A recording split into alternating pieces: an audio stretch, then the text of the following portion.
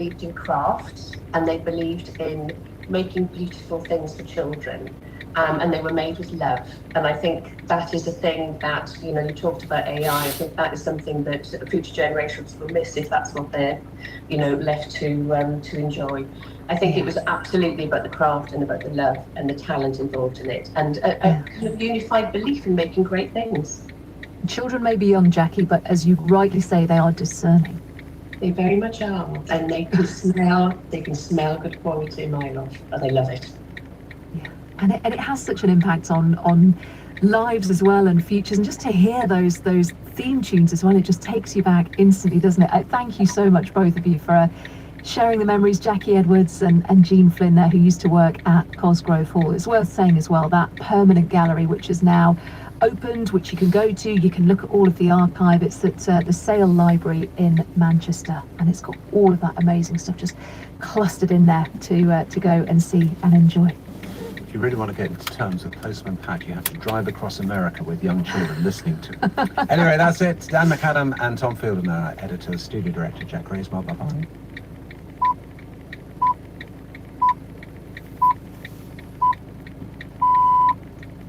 BBC News at 9 o'clock. Robert Jenrick's replacement as Shadow Justice Secretary Nick Timothy says the public is sick of backstabbing in politics. The Conservative leader, Kemi Badenoch, sacked Mr Jenrick yesterday, hours before he defected to Reform UK. The former Conservative Cabinet Minister Lord Gove told Today that despite losing a member of her front bench team, she was still in a strong position. During the first few months of the Premiership, people were saying, who is she, what type of leader is she? We now have a clearer view. Feisty, sassy, decisive, and actually fresh. So even though Reform are the new kids on the block, Kemi is the leader who appears to be that gust of air going through the Westminster corridors. South Korea's former president Yoon Suk-yeol has been found guilty of charges related to his failed attempt to impose martial law just over a year ago. He was sentenced to 5 years in prison for abuse of power and obstruction of justice to secure a free Venezuela. On permanent display for the first time, the Cosgrove Hall Films collection opens today in Sale in Greater Manchester. BBC News. Good morning, this is BBC Radio 4, where we welcome one of the stars of The Night Manager later and meet someone who won Fashion and Beauty Influencer of the Year while managing a chronic illness. That's all in Woman's Hour from 10, after we've escaped to some exotic shores.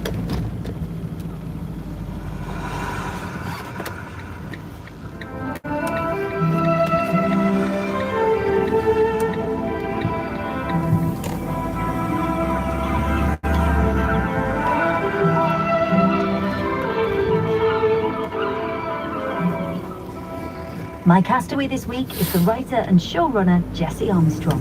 He's created some of the most talked about shows in recent TV history, from his breakthrough success Peep Show, which he made for longtime writing partner Sam Bain, to his epic family saga Succession, which married Shakespearean themes of power, avarice and betrayal with pitch black humour, winning 19 Emmys. He grew up in Oswestry in Shropshire.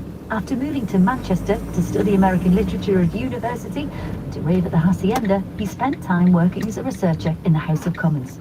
A career in Westminster wasn't for him, but his experience of life behind the scenes helped the political comedies he worked on, The Thick of It, In the Loop and Veep, hit the right note.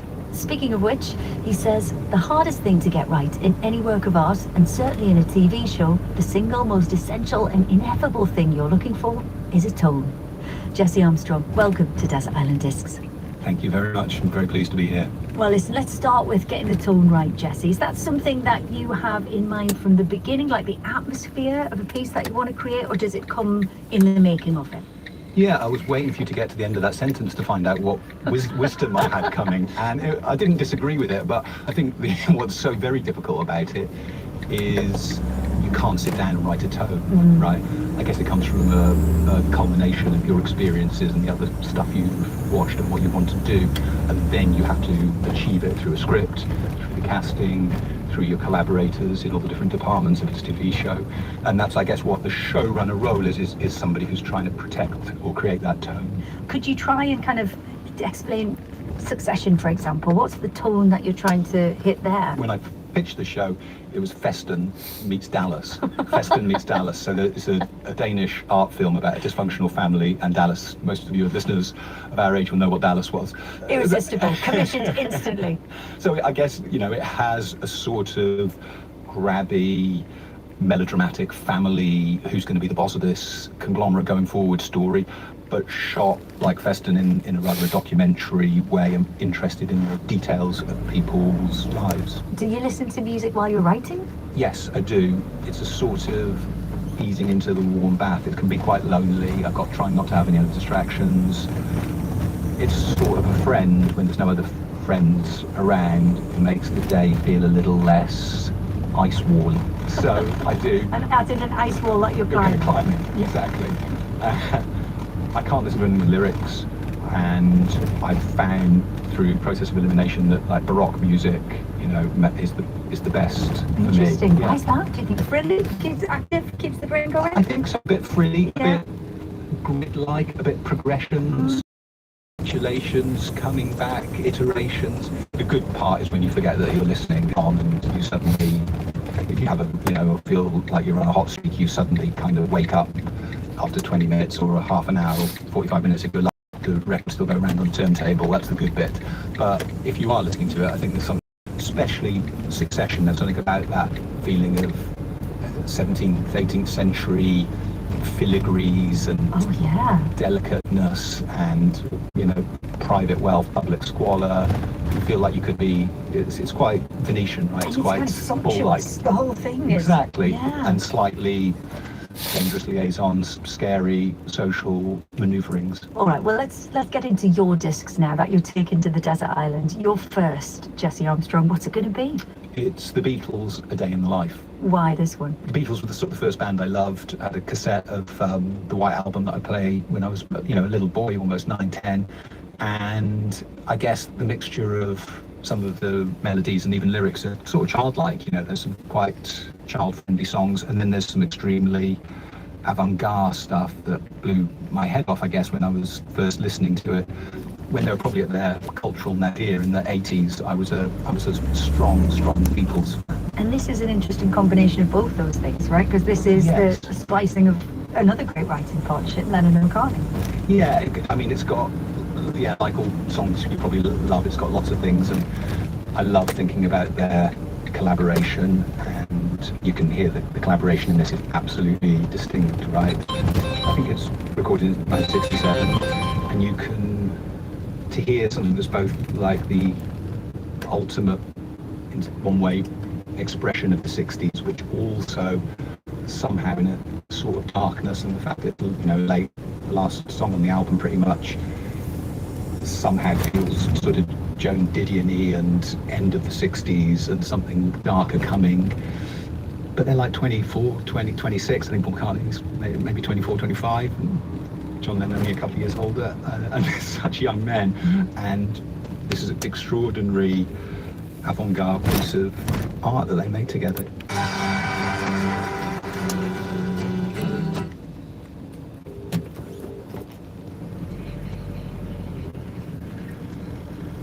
Wojciech, gdzie jesteś? Ja już pojechałem o 9 równo. Ojej. No to ja właśnie wychodzę. Byłam na dole i nie słyszałam, jak dzwonisz. No dobrze. Dziękuję. No, miłego dnia. Miłego dnia, papa.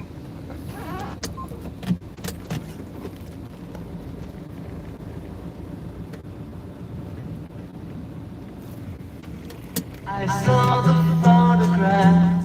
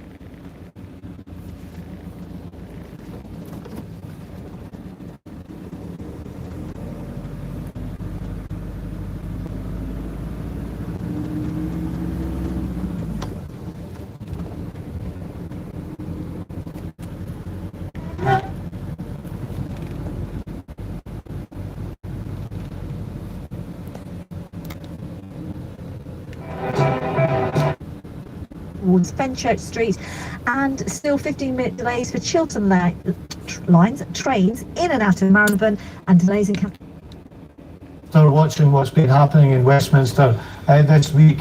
What we're seeing here is the latest chapter in the chaos and division that has characterised the right of British politics for many years, and it had a big cost for the country, because when the Conservatives were in power, this sucked up so much energy and was such a distraction for their government, and that's why we're having to deal with some of the issues that were untouched over the years.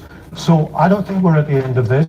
I think this chaos will continue, and meanwhile, we've got to get on with securing economic growth, fixing the NHS, and defending the country in a fast-changing world.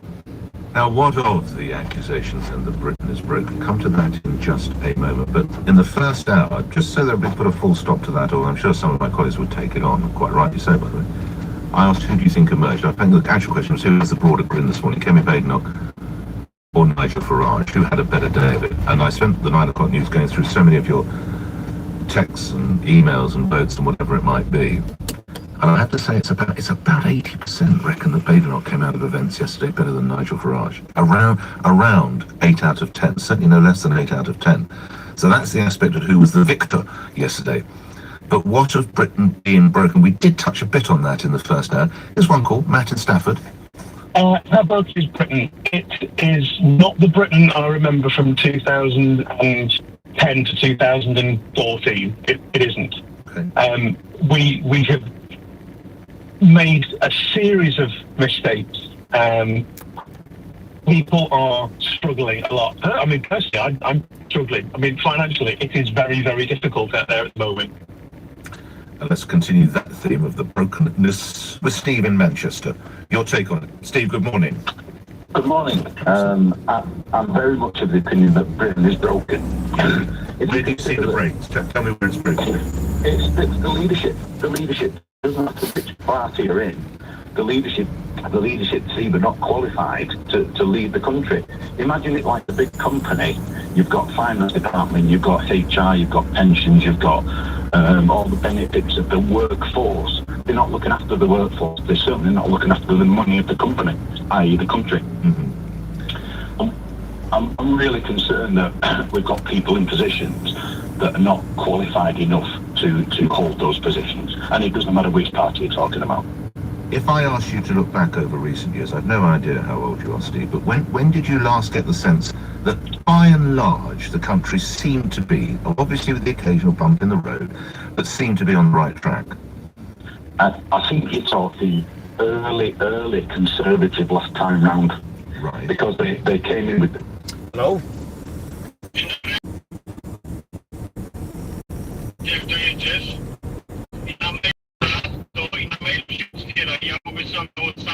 Dobra, jak to wejdę, okej?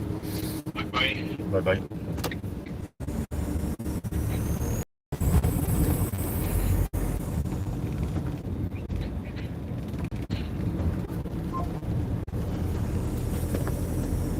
Cut back where they possibly can. Anybody who's trying to run a company or even a household, when you haven't got enough money, you start cutting back. And they have that idea that, yes, we need to go into austerity, we need to cut back. Right, you're the leader of the Conservative Party, you've got your shadow cabinet around you, you're having this discussion that Jenrick referred to and that is featured in a couple of the newspapers and the write-ups, and they say, I tell you what, this is what we attack Labour, Britain is broken. Do you say, yep, okay, let's go with it, or no, don't be mad, guys, we can't do that because we were the breakers? No, I agree with that. I reckon they should exactly go for that. They should point out where they are missing the experience within the Labour Party and where the Conservatives potentially could backfill with some experience in those areas. And what they should say is, look, you are lurching from problem to immediate solution to crisis to U-turn. They are completely rudderless, the Labour Party. Unbelievable. But lastly, when Jenrick says, if we do that, you've got to remember Sir Mel Stride, now the Shadow Chancellor, he talked about trying to get benefits down, or how Labour can't get the benefits down. He was the one who actually brought in the explosion of the welfare bill. He's equally dismissive of Dame Priti Patel. Isn't that a problem that he's highlighting? I think it is a problem, and Whether he is the sole person responsible for it, it's debatable. But he's right to point out that is a problem and it does need solving because he instigated it. Yes, he's got to take it on the chin, hasn't he? Thanks for that, Steve. Assessment.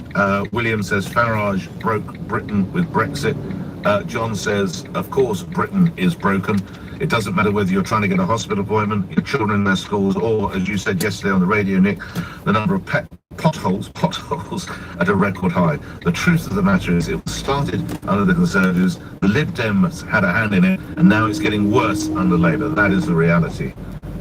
John, thank you. What you don't say is whether the opposition, the Conservatives, should attack on that. Talking about attacking. Do you think you are kidding, Mr. Hitler, if you think we're wrong?